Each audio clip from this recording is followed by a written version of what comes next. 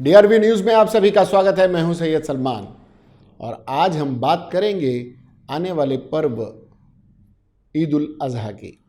ईद उल अज़हा पर किन सुन्नतों का अमल किया जाता है, किन सुन्नतों पर अमल किया जाता है और किस किस अरकान को किया जाता है और क्यों किया जाता है, इन सारे तीनी विषयों पर बात करने के लिए हमारे साथ एक मुअज़्ज़िज़ शख्सियत मौजूद हैं, मौलाना अब्दुर्रहमान साहब। मौलाना अब्दुर्रहमान साहब, आपका बहुत बहुत स्वागत है। बहुत बहुत स्वागत। इससे पहले भी हमने कई विषयों पर आपसे मशवरा किया है, बातें की हैं और अन्य कई दीनी विषयों पर आपसे बात हुई है।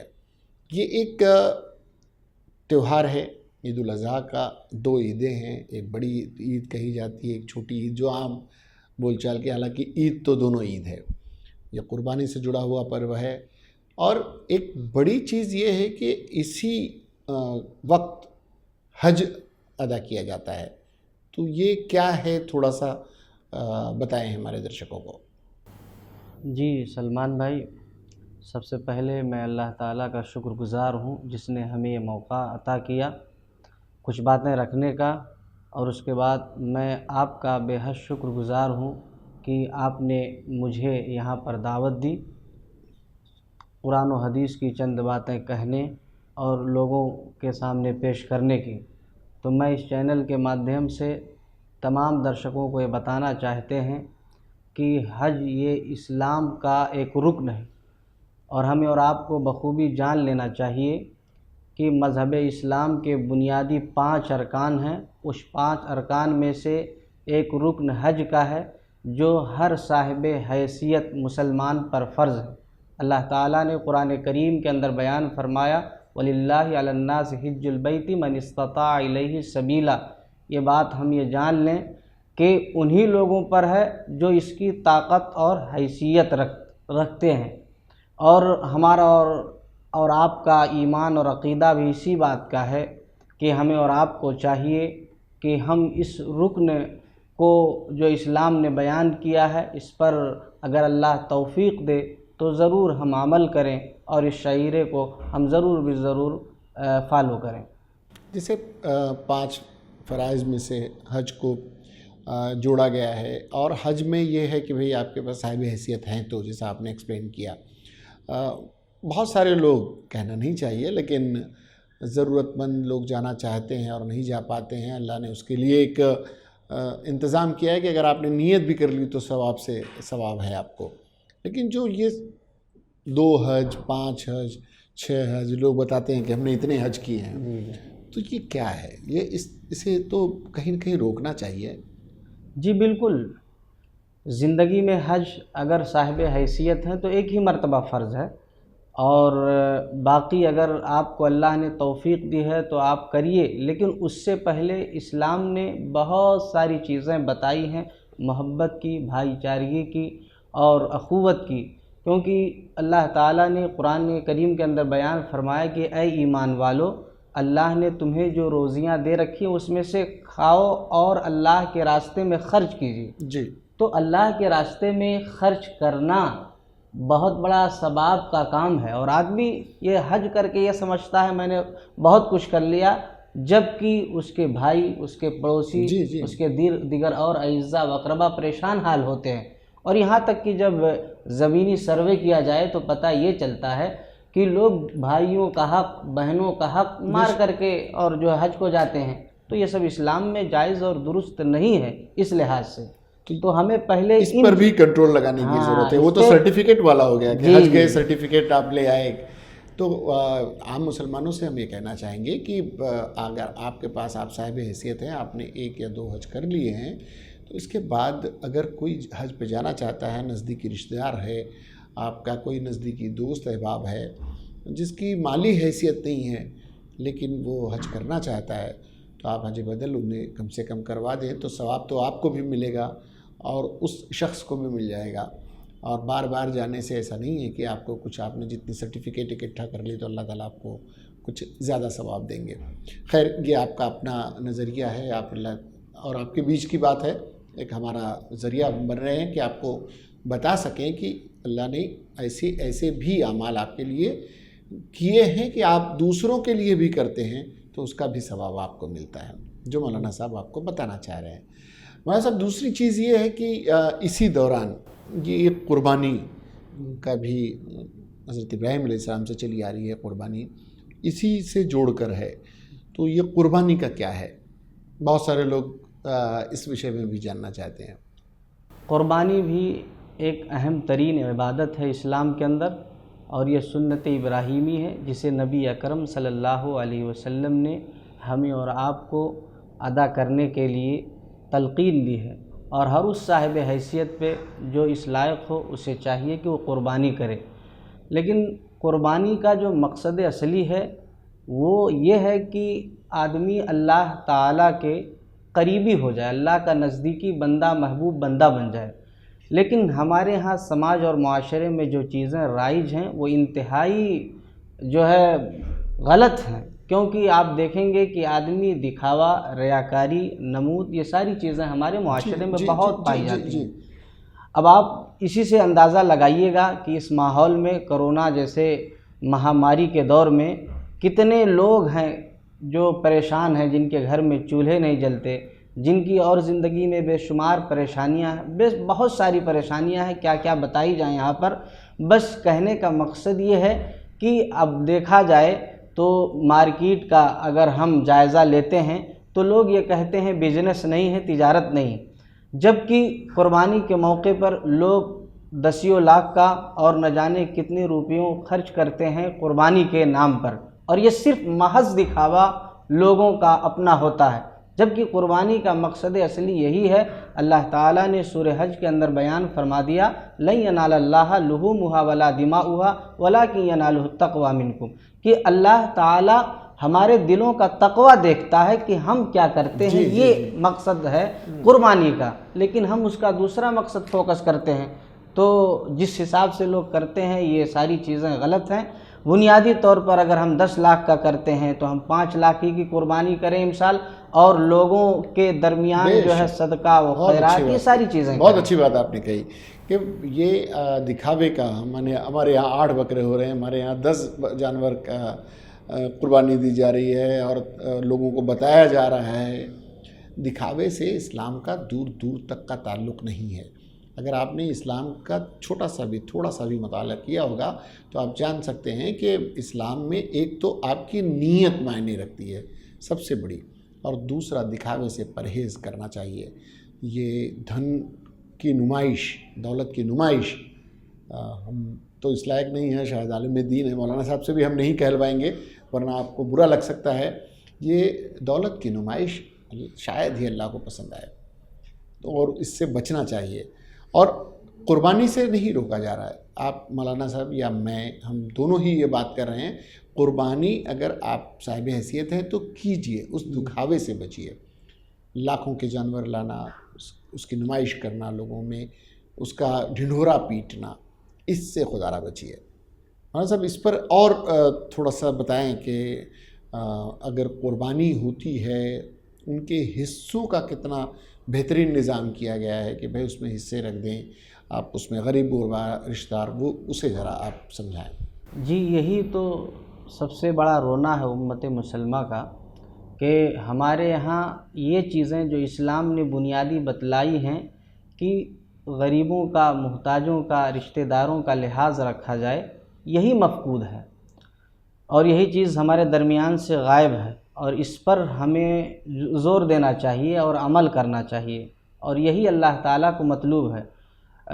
آپ غور کریں گے تو پتہ یہ چلے گا کہ یہ عشر ذی الحجہ جو ہے، ان ایام میں جو عبادتیں اللہ تعالیٰ نے ایک جمع کر دی ہیں وہ بڑی قابل غور اور عمل ہیں۔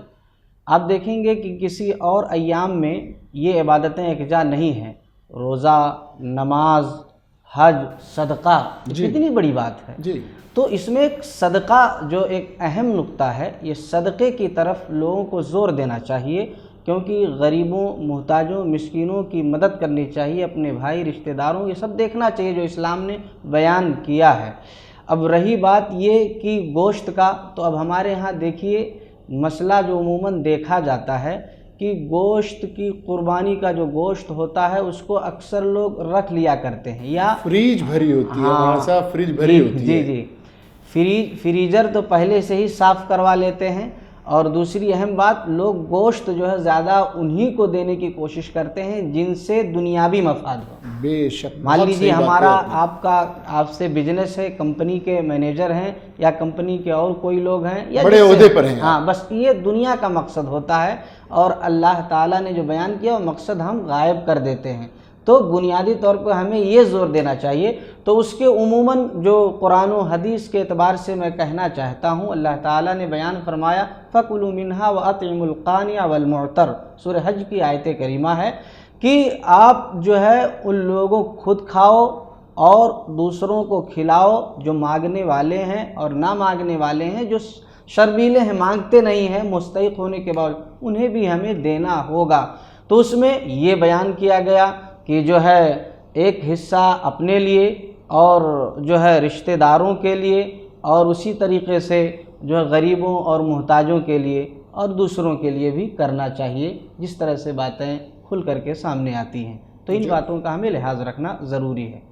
یہ دیکھیے اس میں ایک انتظام بھی کر دیا گیا ہے، اگر آپ نے قربانی کی ہے تو آپ کے اڑوس پڑوس، آپ کے نزدیکی، آپ قریب غربا، آپ کے یہاں کام کرنے والے، آپ کے پڑوس میں رہنے والے مسکین، بیوہ، یتیم، ان تک ان کا حصہ، دراصل یہ حصہ جو ہے سچ مچ ان کا حصہ ہوتا ہے آپ کے قربانی میں۔ اللہ نے اسی لیے تو شاید اس کا نظام کیا، اور پیغمبروں نے اسے عام کیا کہ لوگوں تک ان کا حصہ، ان کا حق پہنچے، آپ کو صاحب حیثیت اگر اللہ نے بنایا ہے تو۔ یہ ایک بڑی بات ہے جس پر غور کرنے کی ضرورت ہے۔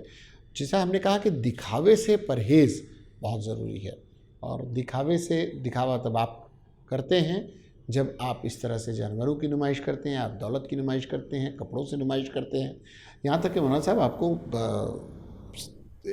سخت کپڑے پہن کر سے منع کیا گیا کہ آپ اس طرح سے چلیں گے تو آپ میں، آپ کی چال ڈھال میں بدلاؤ آئے گا اور تکبر جھلکے گا۔ جی، اور تکبر سے اللہ حضرت لقمان نے ایک نصیحت کی اپنے بیٹے کو کہ وَلَا تُصَعِّرْ خَدَّكَ لِلنَّاسِ وَلَا تَمْشِ فِي الْأَرْضِ مَرْحًا إِنَّكَ لَن تَخْلِقَ الْأَرْضَ وَلَن تَخْلِقَ الْجِبَالَ طُولًا، کہ اپنے پیروں کو زمین پر پٹک کر کے مت چلیے، ہے نا، تکبر کی بو نہ آ جائے، یعنی اللہ کو یہ ادب پسند نہیں ہے۔ اور یہاں قربانی کرنے والے لوگ یہی اکثریت کا معاملہ یہی ہے۔ اور بڑی حیرانی اس بات پر ہمیں یہ ہے کہ کرونا کے دور میں جو امام، ائمہ یا ایسے ہی مدرسے یا اور دیگر اور لوگ ہیں، امت اس کو بھول چکی ہے، جو رمضان کے مہینوں میں عموماً بنائے تھے لوگوں نے اپنا نظام، جبکہ یہ نظام نہیں ہے۔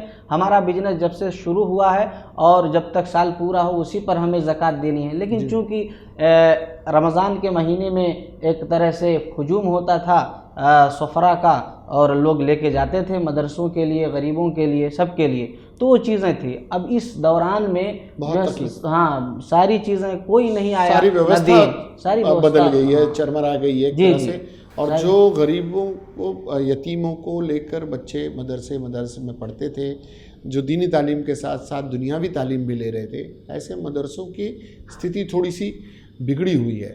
تو تھوڑی نہیں، بالکل پوری بگڑی ہوئی ہے، اور اس پر امت کا دھیان حال دینے کی بہت ضرورت برا ہے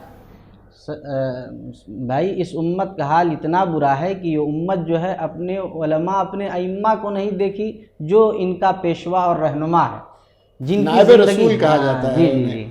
تو ایسے علماء کو آپ اپنے پیش امام کو، اپنے نزدیکی مدرسوں کے پیش امام کو، باقی ان کی خدمت کرنے والے अन्य لوگ، ان پر بھی نظر رکھیے۔ آپ بڑے بڑے لوگوں تک تو پہنچ ہی جاتے ہیں، ضروری نہیں ہے کہ قربانی کے گوشت کے ذریعے ہی آپ ان تک پہنچے، اور بھی ذریعے آپ کے پاس ہوں گے، لیکن یہ ایک موقع ہے جہاں پر آپ صدقہ زکوٰۃ وغیرہ کے ذریعے بھی ان تک پہنچ سکتے ہیں، قربانی کے حصوں کے ذریعے بھی ان تک پہنچ سکتے ہیں۔ ایک لذت دار ونجن ان کے گھروں میں بھی بن سکتے ہیں جو مہاماری کے دور میں جن کی آرتھک استھتی ٹوٹ چکی ہے، جن کی کمر ٹوٹ چکی ہے، ایسے لوگوں کو بھی آپ کو دھیان میں رکھنا ہوگا۔ مولانا صاحب، یہ ایک ہم نے ایک جن جاگرتی کی طرح سے آپ کو اس لیے بلایا کہ کئی چیزیں آپ لوگوں کو ایکسپلین کر سکیں، سمجھا سکیں۔ نہیں تو لوگ تو قرض لے کر بھی قربانی کرنا چاہتے ہیں۔ ابھی قرض لے کر کیسے قربانی ہو سکتی ہے؟ کیوں؟ آپ قرض دار ہیں، یہ اس ایک مسئلے کو ذرا سمجھائیں. آپ پر قرضے چڑھے ہوئے ہیں کسی بھی طرح کے، چھوٹے بڑے، تو کیا ان قرضوں کے بڑے قرضوں کو رہتے ہوئے بھی آپ دکھاوے کے لیے ایک رات کو لے آئے دوسرے دن قربانی ہے، تو یہ کتنا صحیح ہے؟ قرض دار جو ہے اس کے لیے دیکھیے، اگر غور کریے تو اسلام نے حیثیت ہی پر رکھا ہے یہ سب عبادتیں، جو قربانی ہے، حج ہے. تو اگر ہماری حیثیت نہیں، ہم مقروض ہیں، تو پہلے قرض دار کی قرضہ ہم ادا کریں. جی. یہ اسلام کہتا ہے. اب یہاں پر معاملہ الٹا ہے، لوگ دوسروں کا قرض نہیں دیتے ہیں اور قرض لے کر بھی یہاں تک دیکھا ہے ہم نے کہ قرض لے کر قربانیاں ہوتی ہیں. ایسا نہیں ہونا چاہیے، یہ بالکل شریعت میں جائز اور درست نہیں ہے. تو چلتے چلتے مولانا صاحب کیا کہنا چاہیں گے عوام سے، خاص کر کے برادران وطن کے بھوناؤں کا خیال رکھتے ہوئے بھی بہت ساری چیزیں، چلتے چلتے کیا کہنا چاہیں گے؟ یہی کہنا چاہیں گے کہ اسلام نے ہمیں جو اللہ تعالیٰ نے عزت دی ہے اسلام کے ذریعے سے، ہمارا اسلام یہ کہتا ہے کہ ہم جس ملک میں رہتے ہیں اس ملک سے ہمیں اور آپ کو محبت کرنی ہے، اور یہی ہمارے ایمان کا حصہ ہے. تو اس ملک کے کچھ اصول اور قوانین ہیں، ان قوانین پر ہمیں عمل کرنا چاہیے، بالکل کرنا چاہیے. اور جو حکمرانوں کے، گورنمنٹ کے جو نظام بتائے جا رہے ہیں، ان نظام پر ہمیں عمل کرنا چاہیے. کرونا کا یہ دور ہے، اور اس کرونا کے دور میں بہت ساری مشکلیں ہیں جہاں عبادتوں کو انجام دینا انتہائی مشکل ہے. اور ایک اہم بات یہاں پر یہ بھی سمجھ لیں کہ اسلام میں سب سے پہلے طہارت کو یہ بتایا گیا کہ الطہارۃ نصف الایمان، کی طہارت جو ہے پاکیزگی آدھا ایمان ہے، صفائی اور ستھرائی. تو قربانی کے موقع پر ہم جو چھری یا اسی طرح سے اپنے کپڑے خون آلود ہو کر کے ایسے ہی ننگے سر عام یہ سڑکوں پر بالکل اس پر روک لگنی چاہیے، روکنا چاہیے. ہمارے علماء کو روکنا چاہیے، گھر کے لوگوں کو روکنا چاہیے، اپنے بڑوں کو، کہ بھئی اس طرح سے نہ گھومیں، نہ ٹہلیں، نہ دکھاوا نہ کریں. جی جی جی ہاں، تو بالکل اس سے ہمیں بچنا بے حد ضروری ہے. اور دوسروں میں اچھا پیغام جانا چاہیے، ہمارے بھائیوں میں اچھا پیغام جانا چاہیے. اور ہماری جو گندگی ہے قربانی کے ذبیحے کی، اس گندگی کو صحیح طور سے جو ہماری گائیڈ لائن آئی ہے، اسی گائیڈ لائن کے مطابق ہم اسے اپنی پولیتھین میں، ہم جیسے ممبئی شہر میں رہتے ہیں یا کہیں بھی رہ رہے ہوں، تو اس کو اچھے سے رکھ کر کے پھر اس کے جو لینے والے ہیں یا خود آپ لے جا کر کے کہیں ایسی جگہ ڈال دیں جس سے جانور، کتا، بلی وغیرہ چھیڑ چھاڑ نہ کریں، روڈوں پر نہ آئیں. تو اس سے جو ہے کیا نام ہے، ایک اچھا پیغام، ایک اچھا میسج جائے گا. اور ایک مسلمان کا کام یہی ہوتا ہے، قربانی کا مقصد اصلی بھی یہی ہے کہ ہم دوسروں کو تکلیف نہ دیں. جی، قربانی اور بلیدان، کسی چیز کا بلیدان کرنا، قربانی دینا، یہ اس پورے پرو کا مول ہے. مول کہیں چھوٹ گیا ہے اور دکھاوا اس پر حاوی ہو گیا ہے. ہمارا مقصد یہ نہیں ہے. ایسے لوگ ضروری نہیں کہ ہم سارے لوگوں کو کہہ رہے ہیں، بہت سارے ایسے لوگ ہیں جو قربانی دیتے بھی ہیں اور اس کا پوری طرح سے پالن کرتے ہیں، چاہے سرکاری گائیڈ لائنز کا ہو یا جو دین اسلام بتاتا ہو، بالکل اس طرح سے کرتے ہیں. ان کے حصوں تک پہنچانا، ان تک پوری طرح سے عمل کرنا، یہ سارے جتنی بھی ارکان ہیں وہ پورے کرتے ہیں. سلام ایسے لوگوں کو ہے. ان لوگوں کو سیکھ اور نصیحت دینے کی بات ہو رہی ہے جو اس سے جنہوں نے تہواروں کو کیول بنا دیا ہے دکھاوے کا ایک پرو. ان لوگوں سے یہ گزارش ہے کہ بھائی اسلام کچھ کہتا ہے، آپ کرتے کچھ ہیں، اور آپ کے کرنے کا خامیازہ عام مسلمان بھوگتا ہے، اور اس پر الزامات لگتے ہیں کہ بھئی یہ تو بس چھری چکو اور خون سے لت پت یہ جو بقرہ عید کے دن گھوم رہے ہیں، عید الاضحیٰ کے دن، یہی اسلام ہے. دراصل یہ اسلام نہیں ہے. اسلام کا مطالعہ کرنا ہو تو کبھی مسجدوں میں بیٹھ کر پیش اماموں کے ساتھ چرچا کیجئے، سیکھیے، سمجھیے، پڑھیے.